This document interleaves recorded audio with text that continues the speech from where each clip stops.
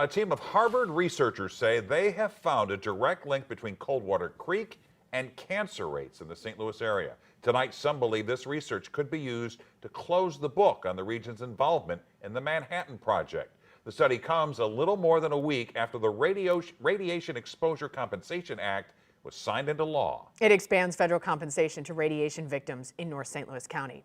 5 on your sides. Holden Kurwicki spoke with the Harvard researcher behind this study. Holden. Well, Mike and Ann, Harvard researcher Dr. Mark Weisskopf told me that he actually hadn't heard about Coldwater Creek until very recently. After receiving 300,000 teeth used in the St. Louis Institute Later Life Health Study, he realized he could use science to find out what was fueling cancer rates in our region. After years of fighting for answers as to how Coldwater Creek impacted the lives of the people around her, Dawn Chapman admits it's a bittersweet day. We need to be able, as the St. Louis region, to look each other in the eye and say, okay, there are finally no more exposures happening.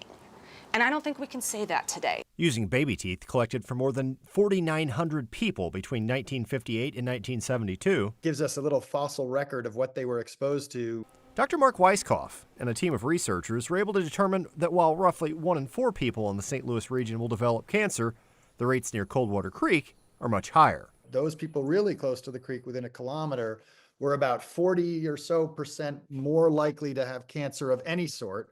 But if you focused in on the sort of ones considered typically radiosensitive, they were about 85% more likely to have had cancer. Dr. Weisskopf told me he's already applying for grant funding for a second, more intensive study of the contamination in Coldwater Creek. And we can actually use those teeth and still measure sort of the remnants of that long ago radiation that were in the teeth and get much more precise about this and say, not just, did you happen to live close to the creek, but what level of radiation is in your tooth, and then what's your risk of cancer later on.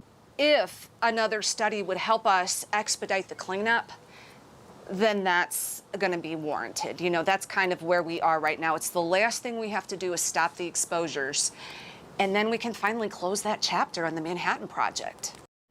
If you live near Coldwater Creek and would like more information on the study and eligibility for RECA, there is a town hall next Thursday, July 24th from 6 until 8 p.m. at the James Egan Gymnasium in Florissant to discuss the help that is available.